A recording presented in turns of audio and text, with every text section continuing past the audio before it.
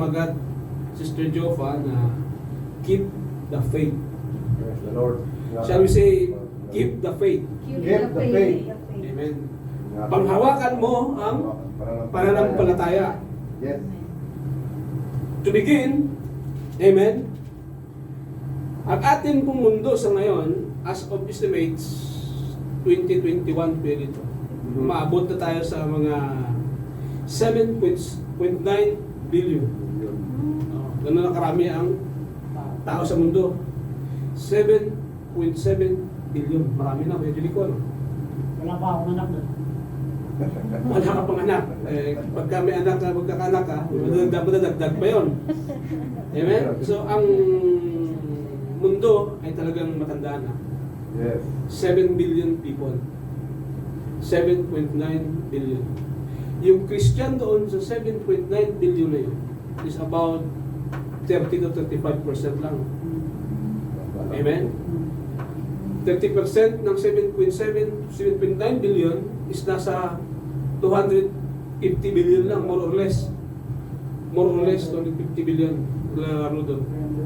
Yung Muslim is 16%, yung Hindu is, ang Muslim is 25% ng total population.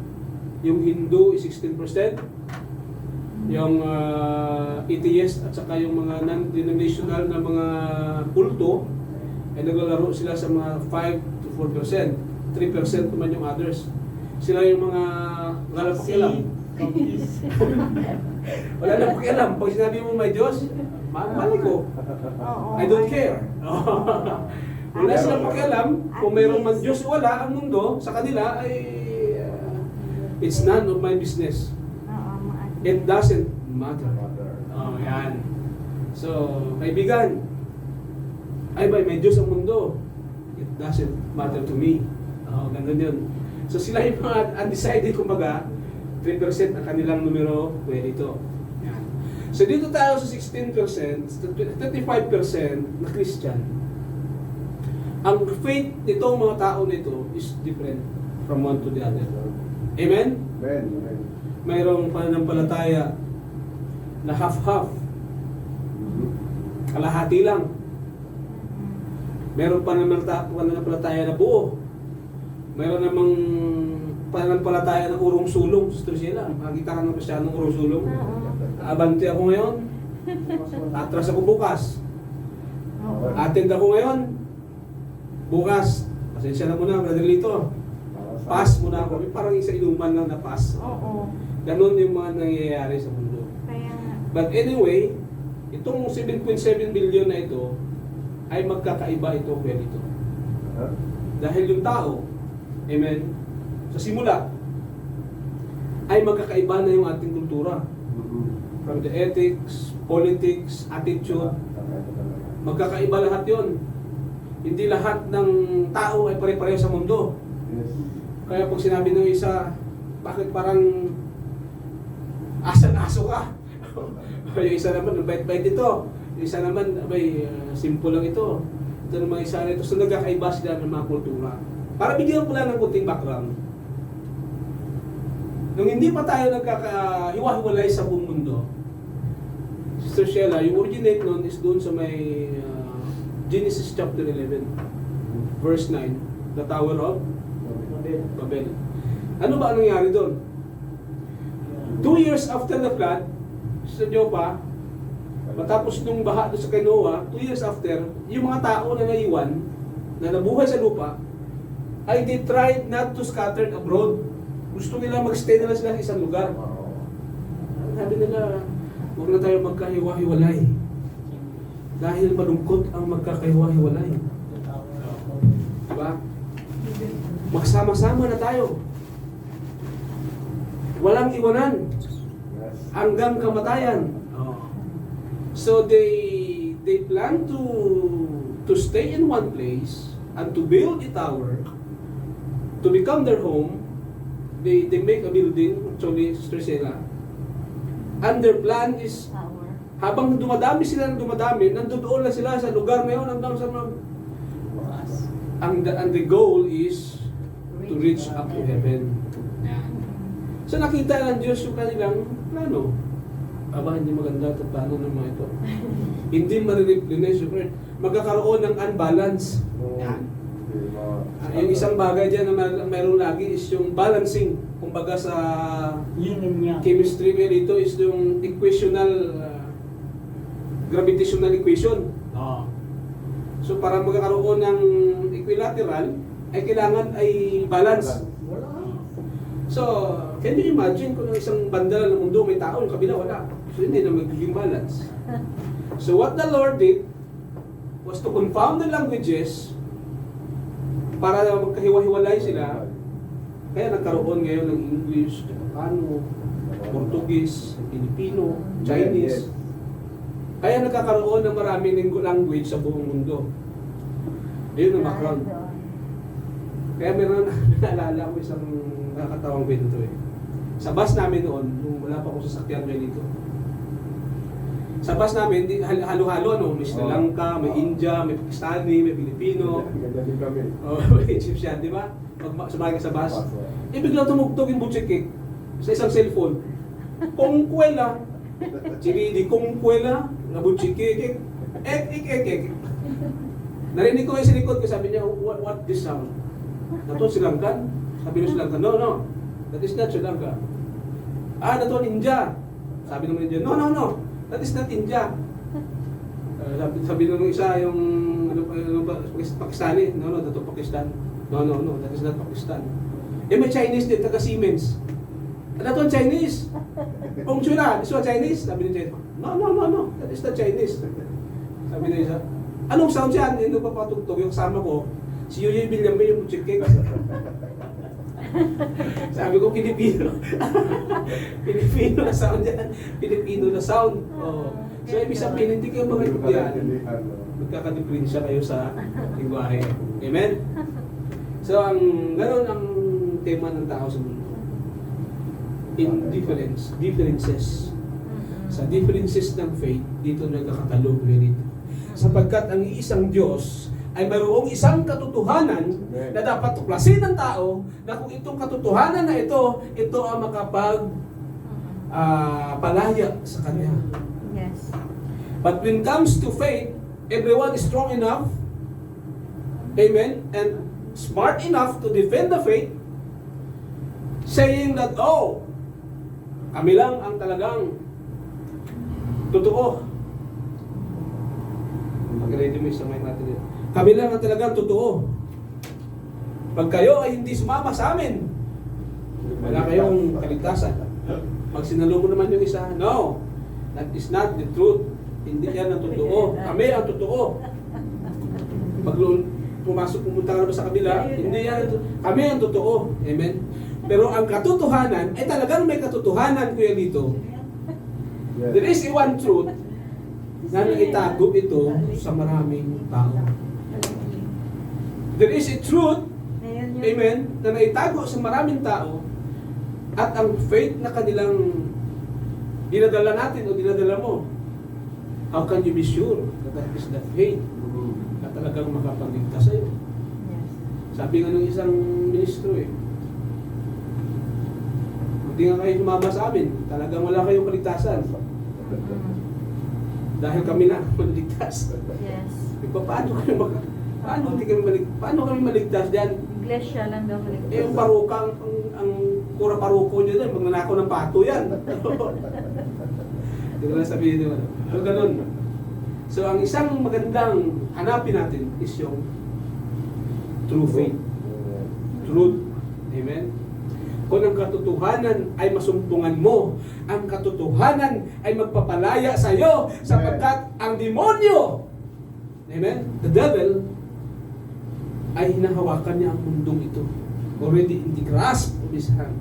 At pag hindi mo nasumpungan ang katotohanan, mananatili ang tao na nandoon sa kasinungalingan. Amen. Yes, that's right. Akin pong illustrate ang isang kwento. Amen? Tungkol sa hate, sa truth and lie. Yan. Sino nakarinig sa kwento lang? Wala pa. Isang araw, itong si truth at saka si lie Ay naglalakad-lakad sila doon sa dalampasigan. At ang sabi ni Truth sa kay Lai, oh, what's a beautiful day. Isang magandang araw ito. Kaibigan yung dalawa, si Truth at si Lai. Sabi naman ni Lai, sabi niya, oo, talaga isang magandang araw ito. Sabi niya, maligo tayo. Yan. So inaya niya si Truth na maligo silang dalawa. O sige, maligo tayo. Total, wala nang gawang tao. Tayo lang naman dito. Nagubad silang dalawa. Naligo sila doon. Nagtampisaw sila sa buong araw sa tubig. Okay? At nung naliligo na sila, suddenly, si Lai ay bigla siyang umahon sa tubig. Sinuot niya yung damit ni Truth at tumakbo palayo. He ran away. Naiwan ngayon si Truth. Naked. At dahil naked na siya, wala na siya damit, nagtago siya ngayon. Dahil nahihiya siya. Only then since then, the naked Truth was hide among men. Whereas the lie dressed as Truth, roaming around, namamayagpag ito at umiikot sa kapaligiran kung saan nagpupunta, hindi nila na intindihan na ito ay hindi si Truth, ito ay si Lie. Dressed as Truth, amen, and he tricked the humanity. Shall we say praise the Lord? Praise the Lord. Amen. Ang kasinungalingan at ang hindi katotohanan ay galing sa demonyo yan. Amen. Yes. Amen? Ang lahat ng kasinungalingan ay galing sa kay Satanas yan. Kailanman siya ay hindi magiging totoo sapagkat galit siya sa totoo sapagkat Amen. siya is the father of all lies. That's right. Hallelujah. Amen? Amen. Ang katotohanan na makapagpalaya sa tao ay naitago yan sa maraming tao. Yes. Sa 235 billion population of Christians, I would like to tell you, ilan lang ang nakakaintindi ng talagang katotohanan. Sabihin naman na nakarinig, kayabang naman itong pandak na ito. Oo. Itong singkit na mga ngaral na ito. Akala mo siya na lang maligtas, ano? Sa loob ng 235 billion kuya dito, ang Roman Catholic dyan is majority. Amen?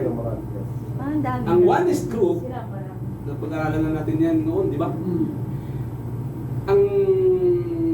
Ang numbers of oneness dyan sa Christians ay nag-average lang ng mga 3 million. Si 3 to 6 million, siguro ngayon nadagdag na. Depende.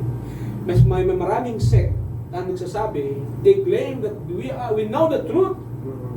We understand the whole truth, nothing but the truth, full truth.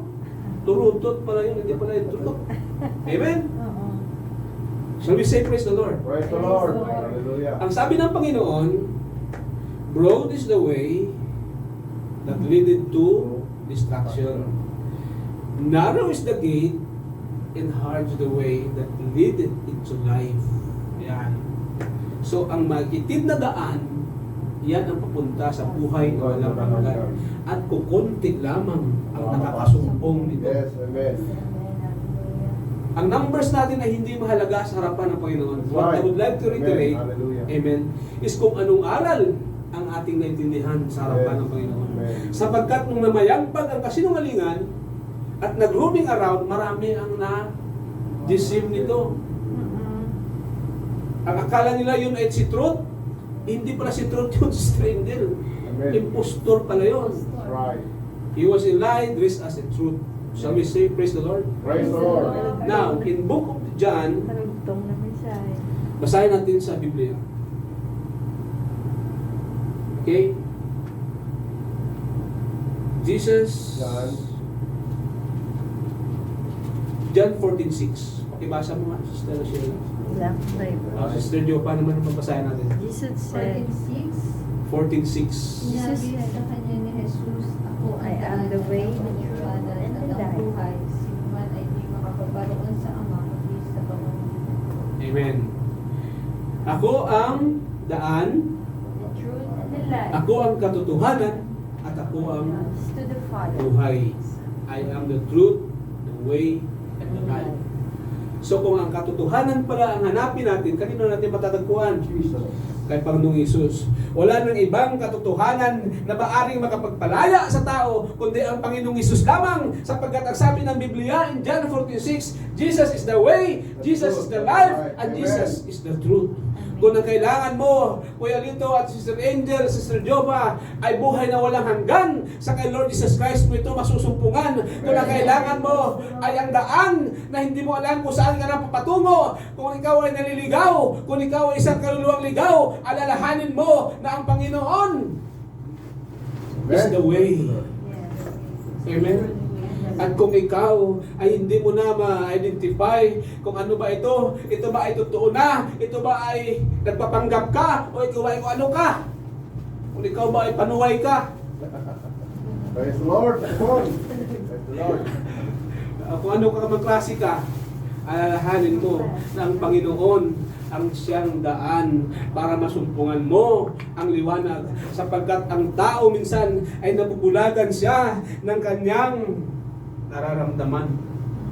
Isa sa conflict ng tao is yung attitude, Kuya Lito. Shall we say praise the Lord? Praise the Lord. Normal sa mundo, balik tayo dun sa opposite. Yan. Pagka may unbeliever, may believer, Kuya Lito.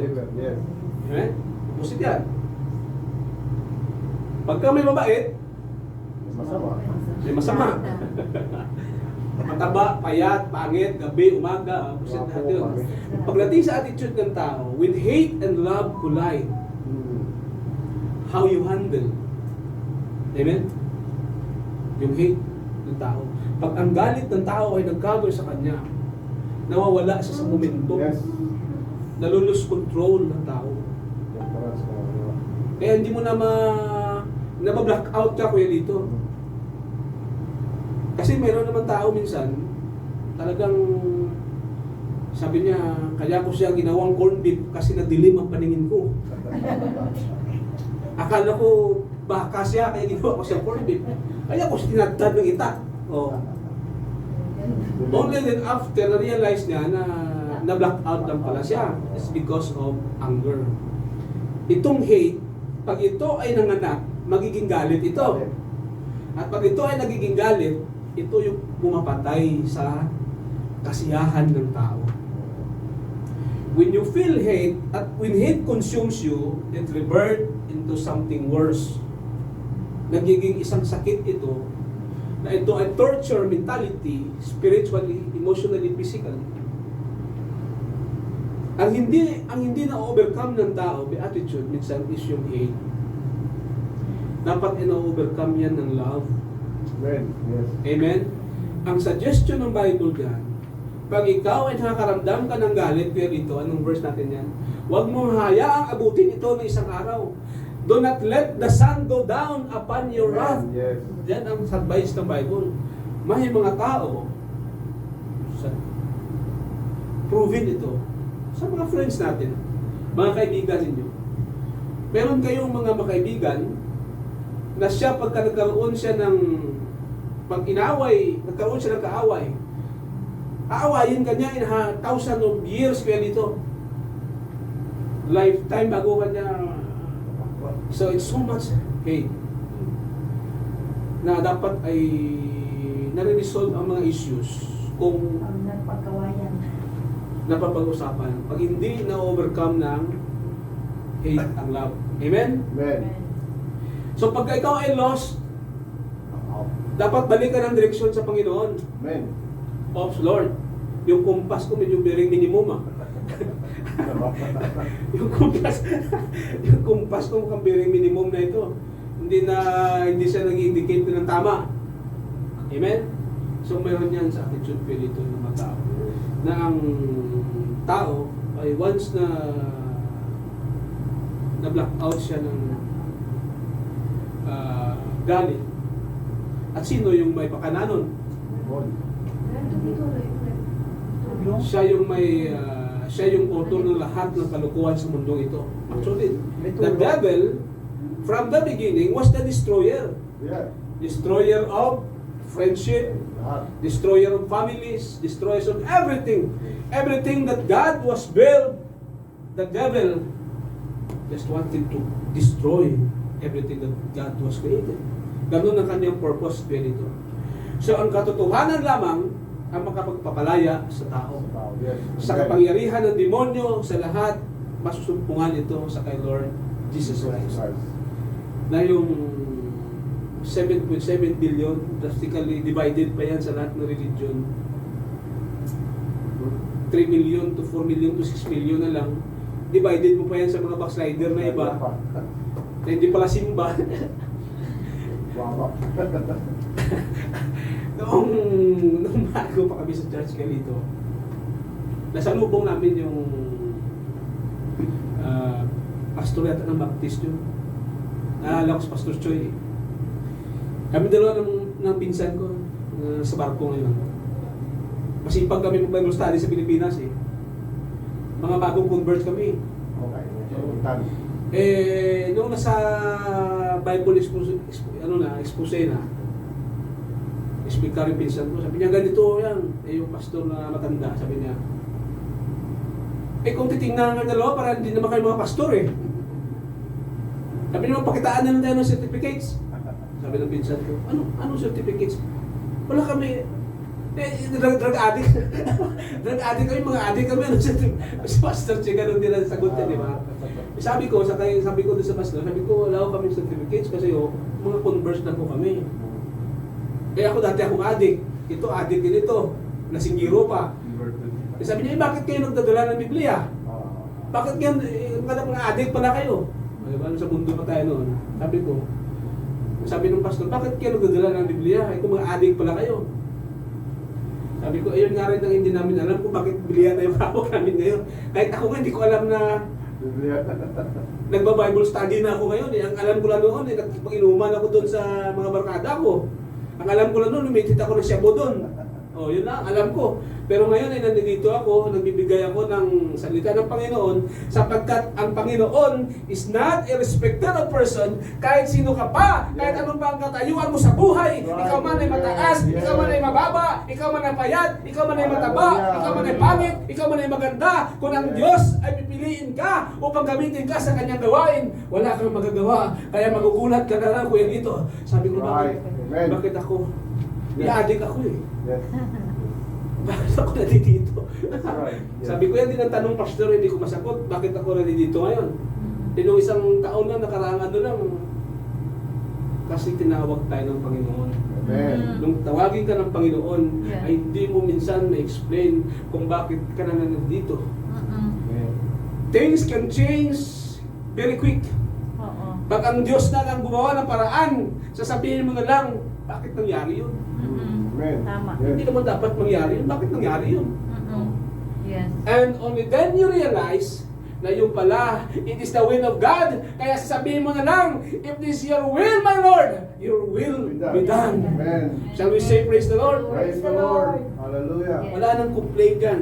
If Jesus Yes. told you to go and move forward, huwag Amen. ka na mag-backward. Yes. Yes.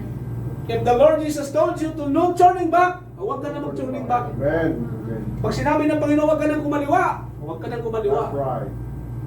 Amen? Amen. Sapagkat ang backsliding sa mundo ay hindi ito laro. Ito ay only you realize na pag ikaw ay nakasurvive, masasabi mo sa sarili mo na, oh, I did a very dangerous game. Nagkipaglaro ka sa demonyo actually. Yes. Kapag ikaw ay hindi mo, pag binigyan mo ng chance yung demonyo, Oo. gigilitan ka niya sa harapan mo. Gigilitan niya yung kaluluwa mo sa harapan mo. Yes. Amen? Yes. Kaya sabi ng asawa ko, ayos ka, nakikipagkape-kape ka na sa demonyo ngayon ah. Sabi ko, pinagkakausap ko yung mga yan minsan-minsan. Sabi niya, ayusin mo ang buhay mo, baka sabihin ng mga tao, nasiraan ka ng ulo. Sabi ko, hindi nila kayang abutin ang naaabot ng kaisipan ko sapagkat may mga bagay sa spiritual na hindi minsan maaabot ng tao na nasa physical. Yes. Pag ikaw ay nasa spiritual, ikaw ay nagkakaroon ng mga pangitain. Sabi ko yung mga demonyo, pinagkakausap ko yan minsan. Optimistic na. Sabi niya, sige, baka mamaya sa sunod, magkaibigan na kayo, best friend na kayo dalawa. Sabi ko yan, hindi mangyayari. Oo. Pero nag-usap kami niyan. O, ano na? Kasi ang demonyo, i-discourage ka pa yun ito. I-demonyo Oo. sa so yan. Yes. Amen. Amen. Kaya sabi ko sa mga ibang mga ngaral, Pilipinas pa dito, na nagkukunwaring malalim.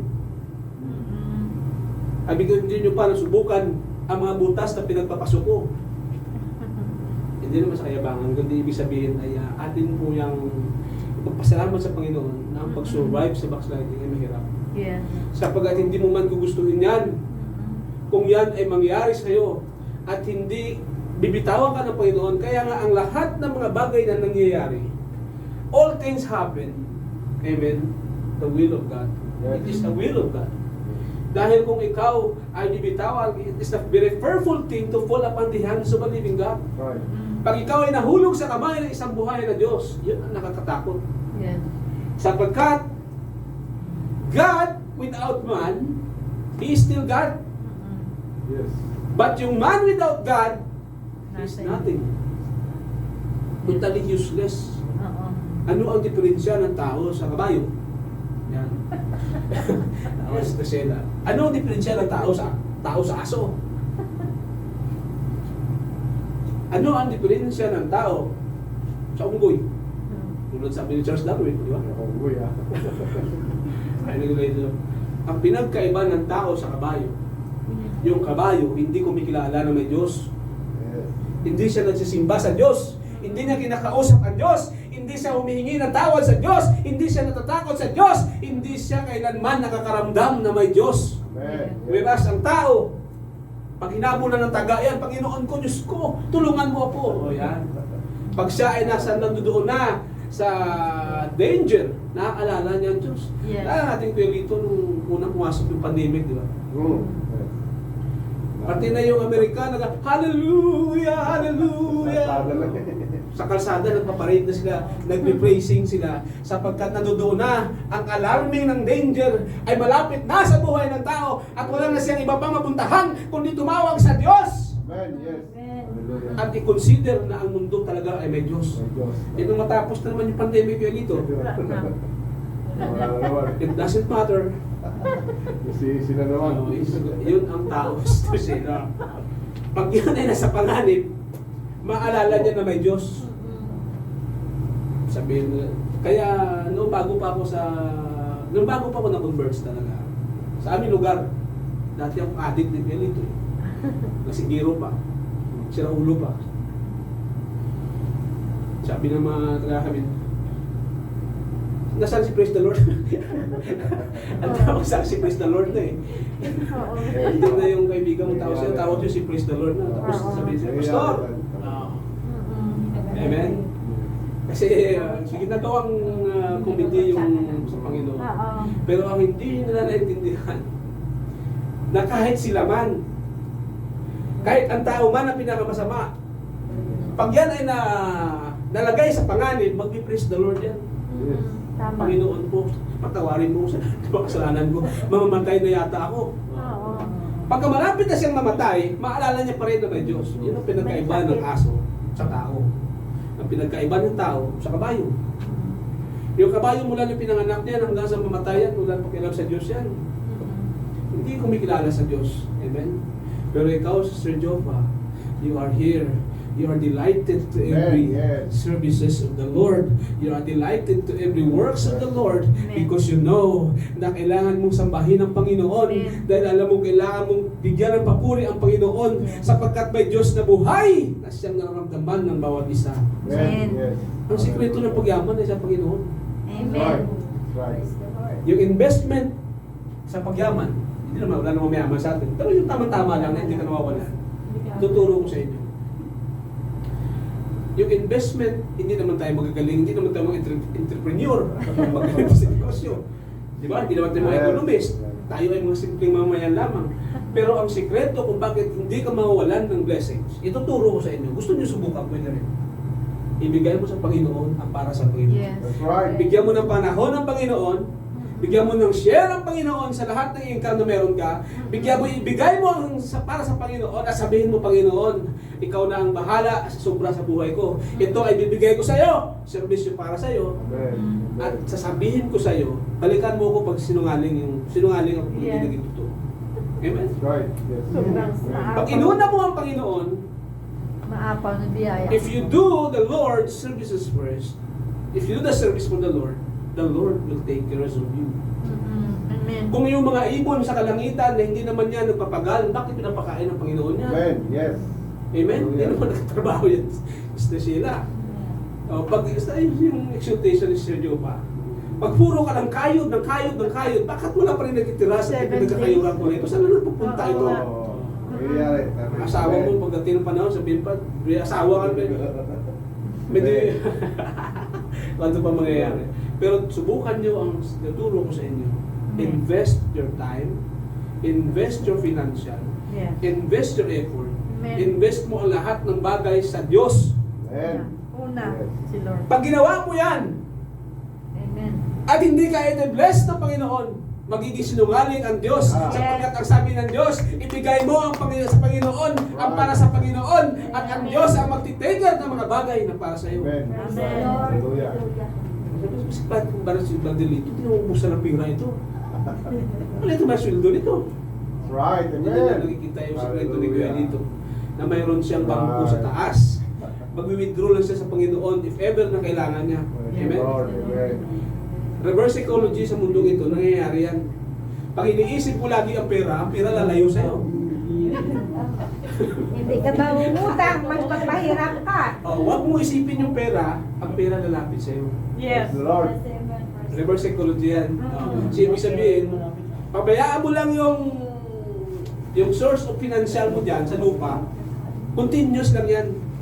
Pero ang mga bagay na para sa Diyos, kung kailangan ng Diyos na serbisyo mo, Thursday, dito ka. Yes, yes. Present ako, Lord. Pag Friday, Oh, present ako, Lord. Pag iba pang outstation program, present ako, Lord. Yes. So if you do that, nakikita ng Lord. Aba, pag ikaw naman nag-request ngayon, Panginoon, baka pwede mong pagalingin yung anak ko. Yes. Amen. Request granted. Pag naghingi ka ng request sa kumpanya mo, minsan dito sa sama pa yung ulo mo. Buti, ano nangyari ka dito? Buti na payagan pa, no? Kasi, kung ano ba yun? Conditional pa yun.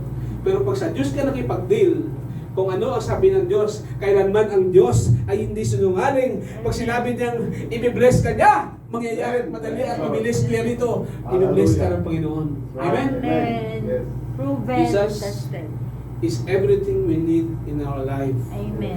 Empty ang buhay ng isang tao, Yes. nawala si Kristo. Yes. Para siyang kabayo, para siyang aso, Hindi na alam. paroon at parito.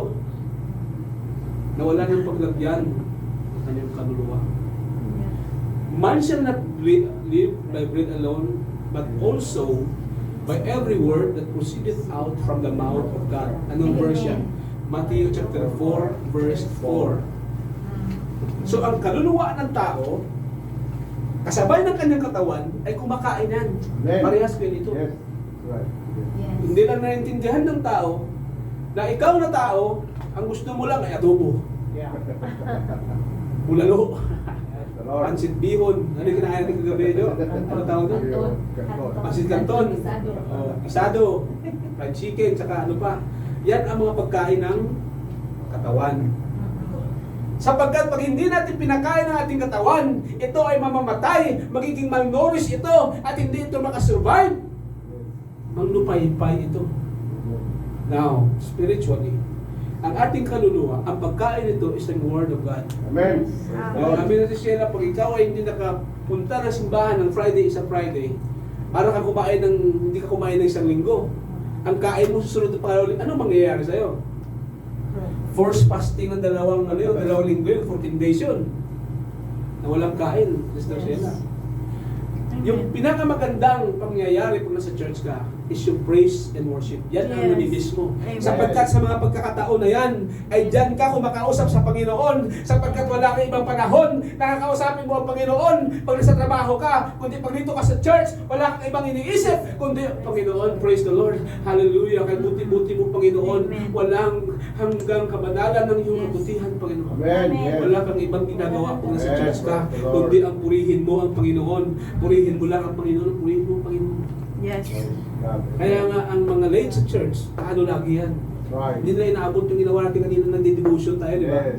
So tayo, may power na tayo. Amen. Yes. Sinunod natin siya sila. Yung mga wala dito natin sila, hindi namin namimiss nila yun. Yun namimiss nila. Dahil, paano pa sila mag-praise and worship kung wala naman dito? Babawi na lang sa sunod. Manores ang maluluwa nun. Yes. Yes. Itong halimbawa, 3 weeks. Mas lalo na. Sana. Kaya nung ako ay sabi ko sa misis ko, sabi niya, "Bakit ka na sa simba?" Sabi ko, nagmi-mission ako sa mundo. May mission ako sa mundo. Anong kalukuhan na naman yan? Ano na pinagagawa mo? Sabi ko, may mission ako. At mission impossible ito. Mission impossible. Dahil ito ay could be a mission of no return. Yeah, yeah, yes. Sabi ko sa hawak ko, sabi ko, pagka hindi na ako nakapagpatuloy pa rito, babawi na lang ako sa Pilipinas. Ano babawi? Eh kung nandyan nga, may simbahan ka na dyan, hindi ka pa makasimba dyan, dito pa kaya. Amen? So, ibig sabihin, ang isang bagay na nakakabuti sa'yo, dapat gagawin mo. Amen. Pag ang isang bagay ay hindi mo ginawa na mabuti, iyon ay kasalanan. Yes. If you know a thing which then brings good, and you do it not, to him it is a sin. Anong verse yan, Ate Sheila? Yung verse na lang yan. Pag ang isang bagay ay alam mo tama, hindi mo ginawa, iyon ay nagiging kasala. Amen. So mabuti na lamang at meron tayong Diyos na tagapagligtas natin, na binibigyan tayo ng kalakasan at patuloy na lakas ng loob. Amen? Na makapagpatuloy. Sapagkat tayong tao ay talagang marupok tayo, Sheila. Yes. Tayong tao ay likas ng kasalanan. Sabi ko nga ako, baka sabihin mo pa pastor ako, madidisgrasya ka sa akin pagka dahil yung samurai ko sa kayong samurai sa kayong meron pastor sa Pilipinas kayo dito, sabi niya, ako nabaptize ako. Pero yung 45 ko, hindi na bautismuhan. Hindi na bautismuhan ito. Akala mo lang siguro pa pastor ako, ha? Umayos-ayos ka. Dahil kung ako nabautismuhan ako, mapagpasensya ako, pero itong 45 ko, hindi na bautismuhan, hindi na lubog sa tubig to. Ayan, praise the Lord. So, ang Diyos ay talagang mabuti dito. Maswerte tayo dahil sa 235 billion, kabilang tayo sa nakakaalam ng katotohanan. Sapagkat wala ng ibang katotohanan maliban sa kay Kristo. Amen. Hallelujah. Jesus is the way, is the Amen. truth, and is the life. Kung ang demonyo, ang dala niya ay curse, si Lord Jesus Christ, ang dala niya ay blessings. Ang lahat na pamamaraan ng demonyo ay sumpa ang bunga niyan. Pero ang Panginoon, ang kanyang pagparito ay ang pagbibigay sa tao ng buhay na walang hanggan. Shall we say praise the Lord? Lord. Because of His resurrection, ikaw Sister Jova, ikaw Sister Angel, kayo ay nagkaroon ng pagkakataon na magkaroon ng kaligtasan upang magkaroon ng puwang doon sa kalangitan. John 14:3, what the Lord says, if I go there, I will prepare a place for you. And if I come back, I will bring you so that where I am, you shall there be also. Anong version? John 14:3. Yan. So ang Panginoon ay hinanda niya tayo ng isang napakagandang lugar. Ang kailangan mo lang ay mag-survive sa mundong ito Now, sa survival of the fittest as a Christian, sometimes it hurts, sometimes painful, sometimes killings you in the process. Kaya mayroon ako nabasa sa Facebook na nagsasabing, my happiness kills me. Yan. My happiness kills me. And I have to kill my happiness in order for me to survive. Even in the process, it kills me. Ayan. Ulitin natin sa Sergio pa. Lalim. My happiness kills me. And I have to kill my happiness in order for me to survive.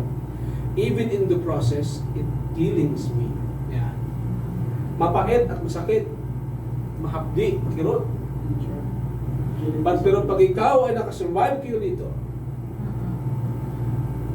pag ikaw ay nalagpasan mo ang mga bagay na nagbibigay sa iyo ng kirot, amen? Amen. You have to burn the bridges in order to survive in both sides. Pag pinayagan mo ang mundo, bibihagin ka ng mundo.